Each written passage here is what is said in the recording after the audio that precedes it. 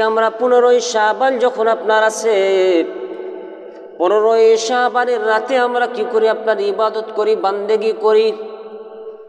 আর রাতের বেলাতে আমরা কবর জিয়ারত করার জন্য আপনার নিজের নিজ কবরের মধ্যে আমরা যাই। কিন্তু আজকে মুসলমানের মধ্যে আপনার অনেক রকম আপনার ফিরকা হয়ে গেছে। কেউ বলছে আপনার কবর জিয়ারত করা হারাম, কেউ বলছে আপনার শবে বারাতের রাতে কবর জিয়ারত করা যাবে না, এগুলো বানাওয়াটি।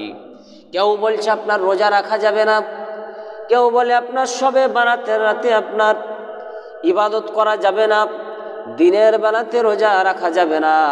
কিন্তু বেরাদারে মুআজ্জাজ সামাইন আজকে মনোযোগ সহকারে শুনবেন, আমার কথা নয়। যদি আপনি দিনের বেলাতে আপনি রোজা রাখেন, রাতের বেলাতে আপনি ইবাদত করেন, বান্দেগি করেন, তো আপনি কতটা লাভবান হবেন। সেই রাতে আপনার কবর জিয়ারত করা যাবে কি যাবে না? মনোযোগ সহকারে শুনবেন। হাদিসে পাক খুলে যদি দেখা হয়, আপনার কাউরি কথা চলবে না, দেওবন্দি হোক, ওয়াহাবি হোক, লামুজাবি হোক, মুখের কথা চলবে না রে বাপ। হাদিসে পাক খুলে যদি আপনার দেখা যায় রে বাপ, তিরমিজি শরীফের হাদিস আপনার 2য় খণ্ড সাফা নম্বর আপনার 739 পৃষ্ঠার মধ্যে আপনার লিপিবদ্ধ আছে।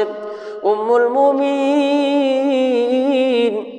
হযরতে আয়েশা সিদ্দিকা রাদিয়াল্লাহু তাআলা আনহা তিনি আপনার বর্ণনা করেন, একদিন আপনার এই শবে বারাতের রাতে, আপনার 15ই শাবানের রাতে বিশ্বনবী রহমাতাল লিল আলামিন নবী আমার এক সময় আমার কাছে আমার ঘরের মধ্যে আসলো। আর আমার ঘরের মধ্যে আসার পরে যখন নবী আমার আরাম করতেছিলেন, হঠাৎ করে আমি উঠে দেখি আমার নবী যেন বিছানার মধ্যে নাই। আমি চিন্তায় চিন্তিত হয়ে গেলাম, রাতের বেলাতে আমার নবী যেন কোথায় চলে গেল।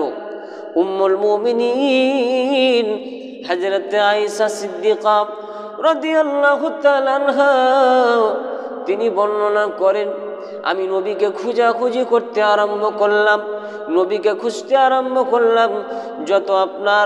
যত আপনার কি ছিল, নবীর আজওয়াজে মুতাহহারাত ছিল, সবারই বাড়িতে আপনার খোঁজ নেওয়া হলো, কোনো জায়গায় নবীকে পাওয়া গেল না।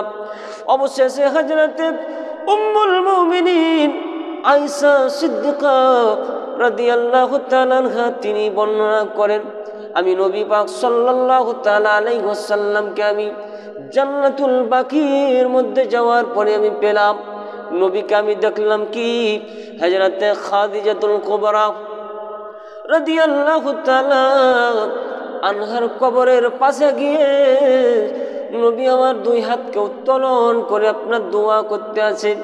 যখন আমার নবী দোয়া যখন আপনার শেষ করলেন, নবী আমার বলেন, ওগো আয়েশা তুমি কি জানো আজকের রাতটা কত মূল্যবান রাত? আজকের এই 15ই শাবানের রাত কত মূল্যবান রাত তুমি কি জানো? উম্মুল মুমিনিন হযরতে আয়েশা সিদ্দিকা বলেন, ইয়া রাসূলুল্লাহ, ইয়া হাবিবাল্লাহ, আল্লাহর রাসূল ভালো জানেন। নবী আমার বলেন, তবে শোনো আয়েশা, আজকের যে রাত, আজকের রাতে কেউ যদি ইবাদত করে, কেউ যদি আপনার বান্দেগি করে, বানু কলব বলে আপনার একটা গোত্র ছিল, ওই গোত্রে আপনার অনেক আপনার ছাগল ছিল, অনেক আপনার বকরি ছিল। নবী আমার বললেন, ওই বানু কলবের যত বকরি ছিল, ওই বকরির লোম বাড়াবো, আল্লাহ তার নামায়ে আমলের মধ্যে নেকি লিখে দেয়।